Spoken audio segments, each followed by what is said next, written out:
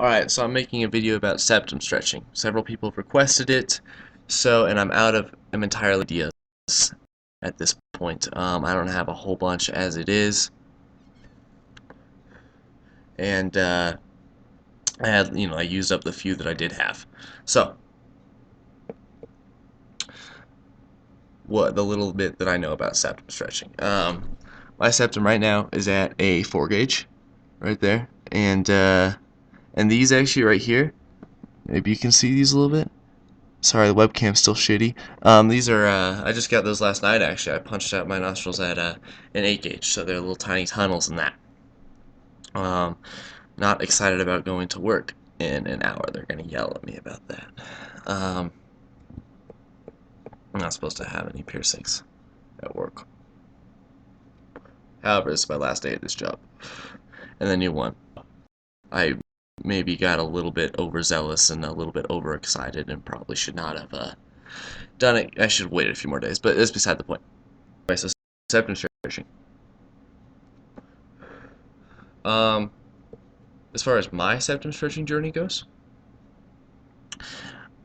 I got mine pierced at a 14 gauge, and from there I stretched it to a 12 gauge, just using a taper, of course.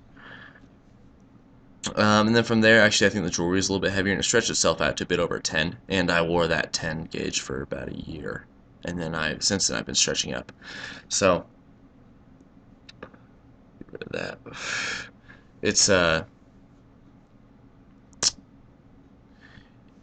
It's a little bit of a painful process, honestly. That skin on the inside of your nose is really sensitive, and if the septum, actually this piercing, goes right below, like right between the bone of your nose right here and this cartilage at the end, um, that's typically where it goes.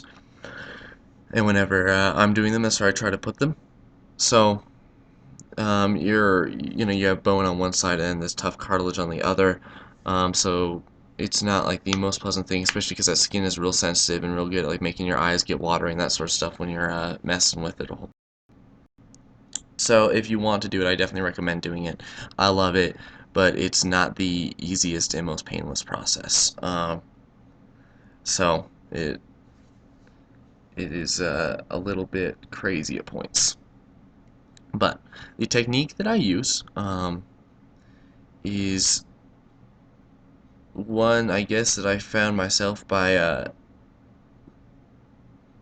myself. Anyway, I'm not quite sure what I was saying with that, so let's just skip past it. We'll pretend I didn't even say that. But I have this stuff. It's called elbow grease right here, and you can pick this up at like any sex shop or anything like that. And it's actually for doing anal. And so please comment down below about how I'm gay or whatever. You knew that or whatever. I'm actually not. But I figured that we'll probably get those comments. So go ahead. But this is really good at like loosening up skin and that sort of thing. It does contain a little bit of alcohol, so if you are using it, just put on. And what I do is if like I'm stretching it, let's say I was going to stretch this 4 gauge up to a 2 gauge, I would take this out. I'll just put a tiny bit of this elbow grease on it, just a little bit, because it does contain alcohol, and that'll dry out the skin and surrounding flesh and everything. So not a whole bunch, but it's warming too. So it just kind of loosens all that up. And then from there, I use Astroglide typically, which is a personal lubricant. Again, you can find it at any sex shop, or you can find it at like most grocery stores, gas stations, whatever. And as far as things to stretch with, I like it's obviously safe for the body. And it's not like, because I've used like Neosporin or like triple antibiotic ointment in the past to stretch. And this is it's a lot. I mean, this is actually a lubricant, so it works a lot better for that. And in addition to that, when you're using things like Neosporin and triple antibiotic, and it can actually prevent the healing process, because you do need some of that bacteria in order to heal, and it kind of takes rid of all of that. So I mean, if you have like a scrape or anything, obviously it's good to put on initially, but if you keep putting it on, it'll just delay the healing process, and it'll make it take a lot longer. So I don't really like stretching with that a whole bunch. Um, Sometimes I'll use it for the initial stretch, just because it is nice to keep that area clean, obviously. But I won't really put it on at all after that. So I don't know how many of you guys use Neosporin or anything like that, but that was an interesting piece of information I found out a while ago. So, and then from there, just obviously following that taper through with Astroglide on it, and following that taper through, and then following the jewelry through, and I'll put Astroglide in the jewelry as well, and just try to line it up and follow it through, because that's the best way to do it. Because when you do this and you complete that stretch on the taper, at least for me, my eyes water up real bad because that skin is so sensitive in there, and it makes it extremely difficult to see. Actually, my eyes water up so bad. Um, so I mean that's my method for doing it. And these materials were decently inexpensive. I mean, this thing of elbow grease was $6.99, I believe, and I mean, this thing will last me probably for the rest of my life since this is all I use it for. Um, but I actually went in looking for something to relax the skin and everything because I was thinking about my septum and how it's better using it actually because I was doing it without it for a while, and that's why I bought it with this in mind, and it's worked out a lot better actually than doing without it. And you just let that sit for like a minute or two and then stretch it. So hopefully this was helpful to some people. I apologize, I don't know a whole bunch about septum stretching because it's not entirely different from stretching any other part of your body. I mean, all stretching is basically the same with differing. I mean, ears aren't too painful, obviously, to stretch. They really shouldn't be that painful at all. Um, the septums are a bit different. It's a bit more of a commitment, and I guess the price of vanity is the saying that I always think of when I'm stretching them. Um,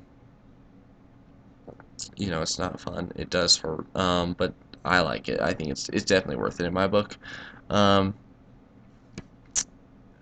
and as far as like, I don't know if you need to hide it for work or school or anything like that, but my nose just started bulging a little bit when I hit a 4 gauge. Before that wasn't noticeable. And this particular ring, it's really big. And if I take the spikes off, I can flip it up, but still like little pieces of it stick out. You can see them under my nostril.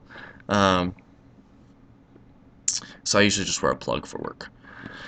Um, so not an issue at all. If you do have to do that, then I recommend putting in the plug first into your nose heels.